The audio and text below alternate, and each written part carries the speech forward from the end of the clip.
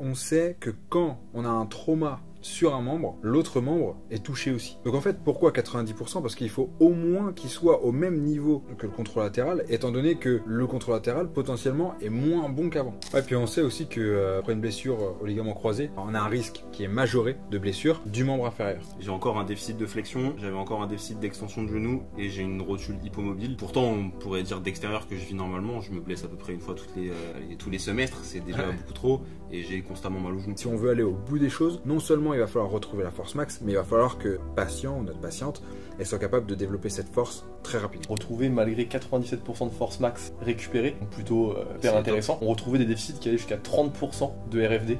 On peut pas se baser sur le temps, parce qu'on sait que le temps est un critère qui n'est absolument pas fiable en ce qui concerne les croisés.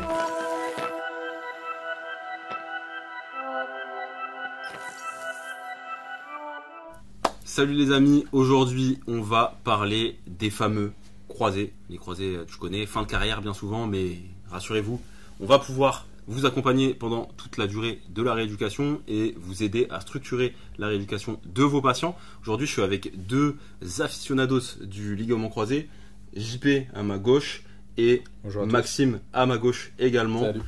Deux amateurs du membre inférieur, deux amateurs de deux sportifs aussi. Donc on va principalement parler aujourd'hui de la dernière phase de la rééducation, la réathlétisation avec les critères de retour au sport.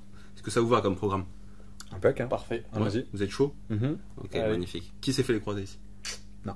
Moi, je crois. Moi j'en ai fait deux, donc ça passe. Ok, très bien. Bon bah qu'est-ce que vous pouvez nous dire un petit peu à propos de ces critères de RTP pour permettre et valider finalement le retour au sport et à la compétition de nos patients? Est-ce qu'il y a des choses vraiment à avoir comme ça en tête déjà avant de commencer? Tout d'abord la force. Si on détaille chaque critère un à un, on a la force qui est un indicateur important où on va essayer de viser quand même 90% par rapport au membre inf contralatéral. Au moins 90%, en réalité on va aller chercher bien plus. Pourquoi au moins 90%? Au moins 90% parce que ça permet de valider la reprise au sport en étant sûr d'avoir suffisamment de force pour pouvoir tolérer la contrainte sur les appuis, changement de direction, la course à haute intensité. Ok. Alors, en effet, c'est ce qu'on retrouve dans la littérature. Et ça, je pense que... J'avais ça en tête aussi. Ouais, c'est ce que les docs aussi, je trouve, mettent en avant. Mettent en avant. Oui. Donc évidemment, on va en parler après, c'est pas suffisant. Il y a plein d'autres critères. Mais souvent, en effet, les médecins se basent vraiment que là-dessus. Après, évidemment qu'il faut aller plus loin, mais pour revenir sur le chiffre de 90%, on l'a vu dans un autre podcast sur la cheville, on sait que quand on a un trauma sur un membre, l'autre membre est touché aussi. Donc en fait, pourquoi 90%? Parce qu'il faut au moins qu'il soit au même niveau que le contralatéral, étant donné que le contralatéral potentiellement est moins bon qu'avant. C'est sûr, ouais. Donc on va chercher au moins 90%. Sinon mieux. Parce que on sait qu'il y a des facteurs de risque de rupture des croisés. La force max en fait partie. S'il s'est pété le croisé, c'est peut-être pas un hasard. Et du coup, dans ces 90%, c'est par rapport au contralatéral dans l'instant T dont tu parles, Maxime, et je pense que c'est ce qu'on voit le plus souvent au cabinet, parce que malheureusement, dans une pratique libérale, on n'a pas de données antérieures. Ouais, tout à fait. Mais toi qui travailles dans le haut niveau, si tu devais prendre 90%, tu prendrais les 90% de la valeur antérieure, peut-être? Ouais, tout à fait. Je prendrais les 90% de la valeur antérieure et je fais une moyenne. Si le sport est comment dire, latéralisé, merci. Là, pour le coup, je vais prendre le côté droit. Si c'est pas le cas, le côté pathologique. Droitier. S'il est droitier. Le côté pathologique. Si c'est pas le cas, je vais faire une moyenne des deux. Parce qu'il pouvait avoir une déficience à ce moment-là qui expliquerait potentiellement une partie de sa blessure. Ok, très intéressant. Donc 90%, c'est ce qu'on retrouve dans la littérature, mais si je vous écoute, ce qu'on va recommander, c'est aller chercher plus que ces 90%, potentiellement se rapprocher des 100% du côté sain, entre guillemets, pour prendre en compte le fait qu'on ait perdu de la force liée à l'immobilisation et à l'arrêt de la pratique. Ouais, tout à fait. Ok, bon, ça déjà, ça nous donne pas mal d'indications. Est-ce qu'on reste sur quel muscle? Parce qu'on a dit travail de force, on est sur quoi? Quadri, ischio? Quadri, ischio. quadri ischio, ischio en excentrique. Il y a un ratio aussi entre le quadri et l'ischio. Généralement, ce sont des mesures qui sont faites à la machine d'isocinétisme. Faute de mieux, si vous n'en avez pas à dispo, les dynamomètres à main, il y a une relation directe entre la force isocinétique et isométrique. Ok. Quoi qu'il en soit, moi j'ai du mal à me fier juste au dynamomètre parce que la sûr. fiabilité de la mesure est pas parfaite. Aujourd'hui en ville, Gold standard, c'est généralement il y a de la place pour faire de l'ISO, donc autant le Ouais, faire. ouais. Tu parlais de ratio, qu'est-ce que tu cherches à utiliser et à lire et à voir sur ce ratio quadri-ischio? Qu'est-ce que tu analyses toi? En fait, ça va être le rapport entre la force max concentrique du quadriceps Ok. versus la force max excentrique des ischio-jambiers. À la même vitesse? Non, pas la même vitesse. Ok. J'ai pas les vitesses exactes en tête, mais c'est vitesse plutôt rapide sur le quadri Ok. et vitesse lente au niveau des ischios. Ok. Et ça donne quoi du coup ça? Ça te donne un ratio qui te donne, d'un point de vue fonctionnel, quelque chose de plus précis que juste une valeur isolée, quoi. Ok. C'est-à-dire que si tu as un quadri très très fort et un ischio faible, bah, évidemment c'est dangereux. Mais si tu as un ischio qui est faible et un ischio fort et un quadri pas très bon, tu vas avoir un ratio qui est aussi trop important. Ok. Tu vas te dire, mais j'ai passé mon temps à travailler que les ischios, en fait j'aurais dû travailler aussi les quadris, quoi. Ok. Et ça on pourrait pas le voir si on comparait que ischio par rapport à ischio et quadri par rapport à quadri? Non, tu pourrais pas Ok. le voir. C'est plus discriminant quoi. C'est ça. Ça permet de cibler. C'est quelque chose en plus, quoi. Ok, d'accord, très intéressant. Donc, on a dit quadri, on a dit ischio. Est-ce qu'on travaille le mollet, le solaire, les gastrocs? Je sais pas ce que. Moi, ça me paraît évident. Après, il n'y a pas de cut-off qui ont été déterminés dans la littérature pour valider de ce point de vue-là. Mais ça paraît évident qu'un déficit de force au niveau du mollet, un déficit de force au niveau du moyen fessier, un déficit de force au niveau des intrinsèques sur le pied vont être des facteurs limitants à la reprise. Et je pense que je ne sais pas si c'est nécessaire d'aller tester de manière analytique l'ensemble de ces muscles-là, mais de toute manière, fonctionnellement, ça se répercutera. Et on ira forcément investiguer des déficits de force potentiels sur ces muscles-là si on retrouve de manière fonctionnelle des déficits de stabilisation, notamment sur les tests fonctionnels. Ok. Ouais, puis on sait aussi que après une blessure au ligament croisé, on a un fort risque on a un risque qui est majoré de blessure du membre inférieur. Donc en fait, par exemple, si j'ai un footeux, évidemment que je vais travailler les muscles que Max vient de nommer, mais je vais travailler aussi par exemple les adducteurs, même s'ils vont pas avoir un lien direct avec la stabilité du genou. Encore que. Mais en fait, j'ai trop peur qu'ils se blessent au niveau des adducteurs. Il va falloir qu'ils soient prêts. Et c'est pour ça que la dernière phase de réathlé est importante. Il va falloir qu'il soit prêt à reprendre le terrain et que son corps entier soit disposé à le faire, quoi. Et justement, on parle de retour au terrain. Comment est-ce qu'on fait concrètement? Parce que là, on a compris que voilà, on avait des critères de RTP. Il y en a plein d'autres, autres que la force. On peut avoir la mobilité, l'aspect psychologique. Mais la mobilité, je pense que on n'y revient pas assez, à mon sens, je trouve, parce qu'en fait, et t'es le premier témoin. En fait, la flexion, elle doit être complète. Mais moi, ça fait à peu près. Je me suis fait opérer le deuxième 2011, donc ça fait 13 ans. Ouais. J'ai encore un déficit de flexion, j'avais encore un déficit d'extension de genou et j'ai une rotule hypomobile. C'est ça. Donc, pourtant, on pourrait dire d'extérieur que je vis normalement. Je me blesse à peu près une fois tous les semestres, c'est déjà beaucoup trop, et j'ai constamment mal au genou. Ouais. Mais c'est parce qu'il y a un déficit de mobilité. Et j'irais même plus loin, parce que souvent on va aller chercher un déficit de souplesse, vraiment si le genou est capable de fléchir, de se tendre, mais vraiment aller investiguer un déficit de mobilité. Est-ce que le patient est capable de produire de la force dans les amplitudes importantes, Bien sûr. que ce soit avec le quadri, avec les ischios, et surtout à la fin avec de la vitesse, parce que la plupart du temps, le patient il va se réexposer à des contraintes de force, mais également surtout de vitesse.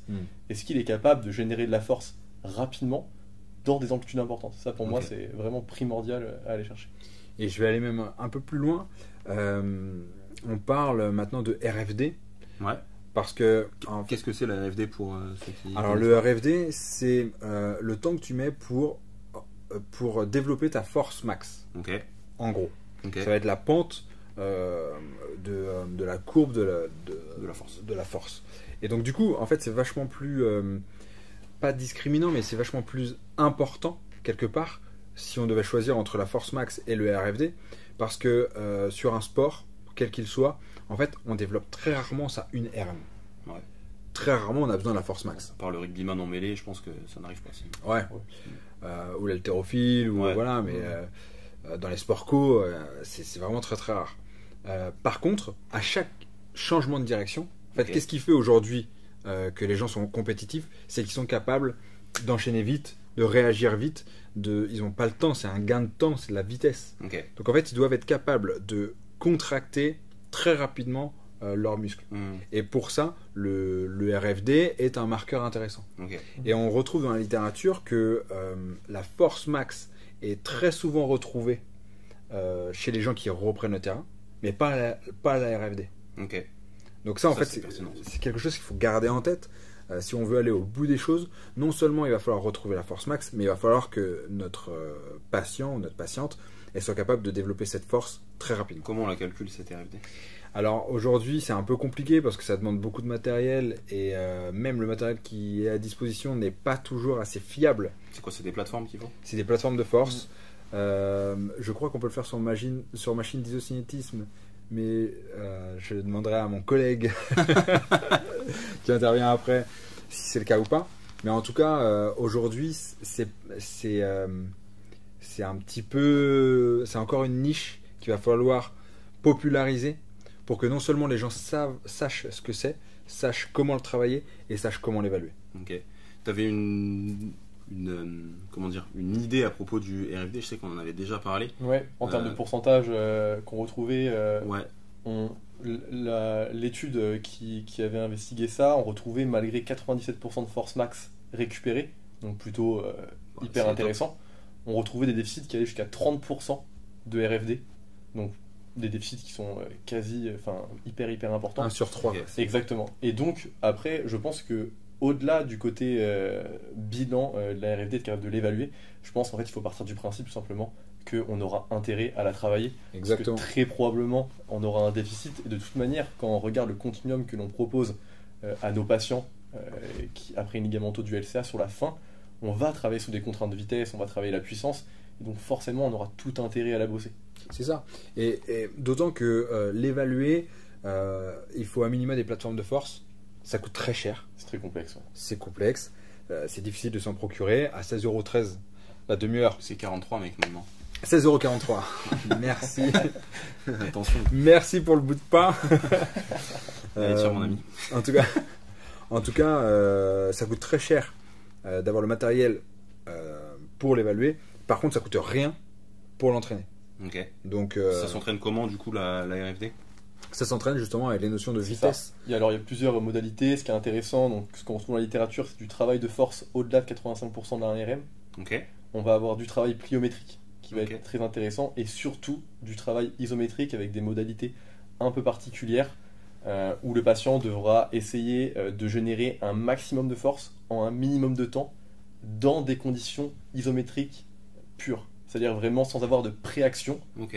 Et donc sur plusieurs répétitions comme ça, on pourra réussir à développer la RFD. Bah, c'est magnifique. Je pense que là j'ai trouvé déjà une piste d'amélioration pour mon genou parce que je n'ai jamais fait ça lors de ma rééducation aussi rapide qu'elle a été.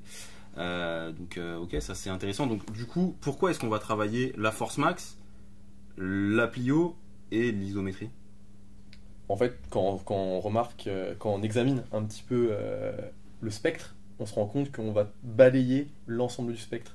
Ok. On va aller travailler la FMV, enfin la production max en isométrique le plus rapidement possible. On va aller travailler sur des modalités pliométriques qui vont forcément induire un temps de contraction minimal pour une production de force maximale. On va aller travailler sur des efforts dynamiques avec de la charge. Donc on va vraiment balayer l'ensemble du spectre. Peut-être que c'est à défaut encore de précision dans la modalité la plus efficace pour développer la RFD.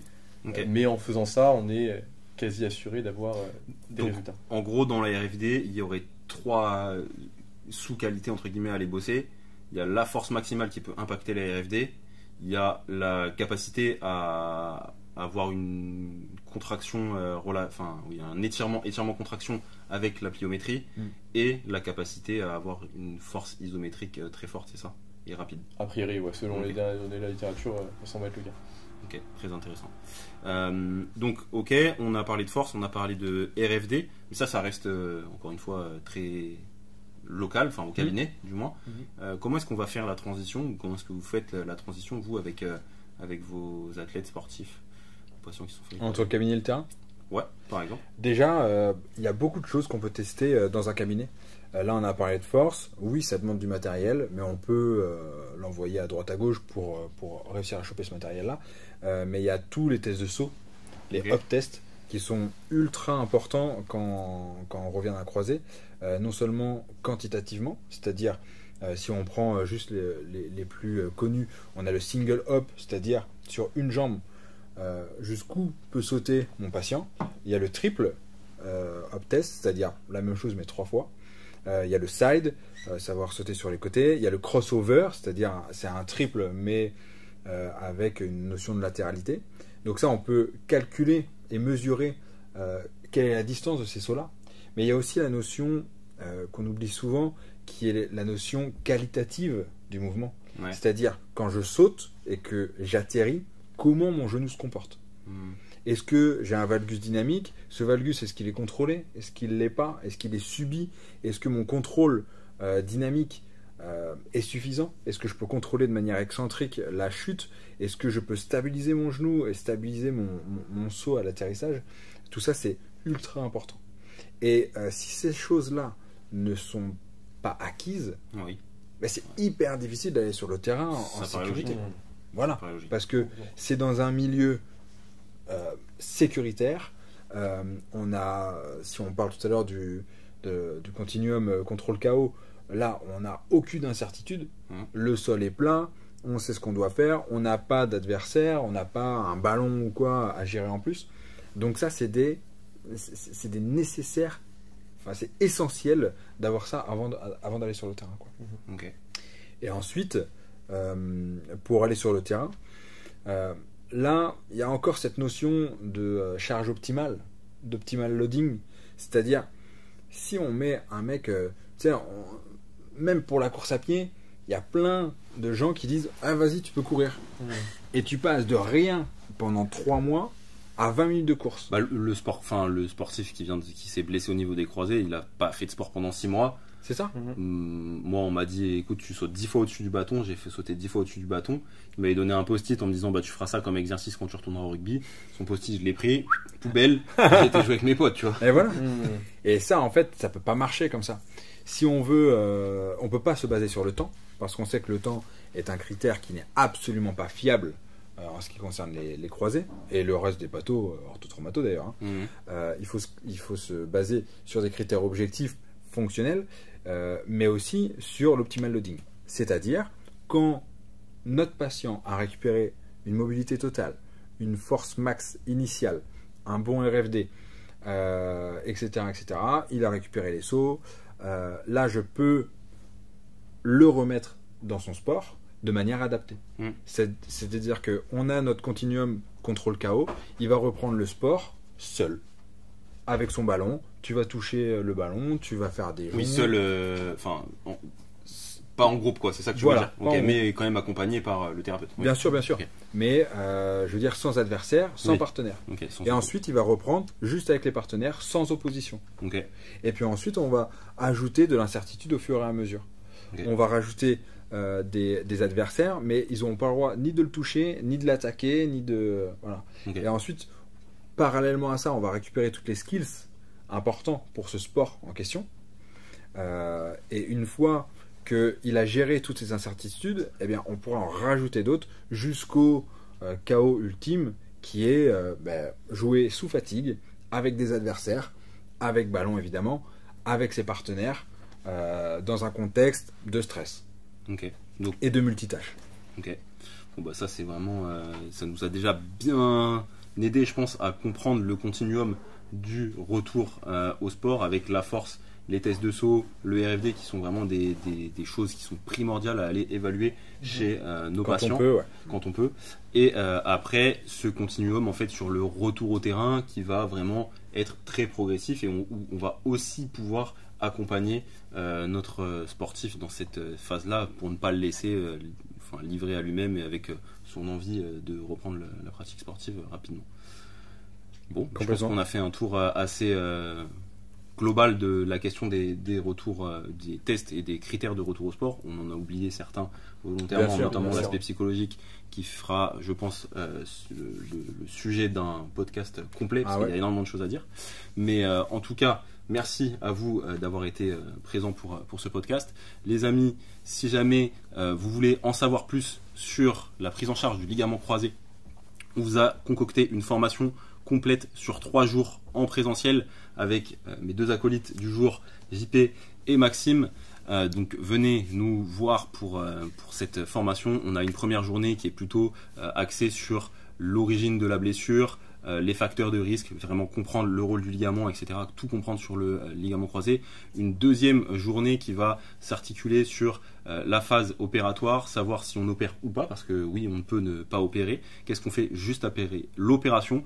Et une troisième journée uniquement réservée au RTP, où on détaille forcément beaucoup plus tout ce qu'on vient de dire, où on fait énormément de pratiques, etc. etc. Donc vraiment, venez, ça va être une super formation.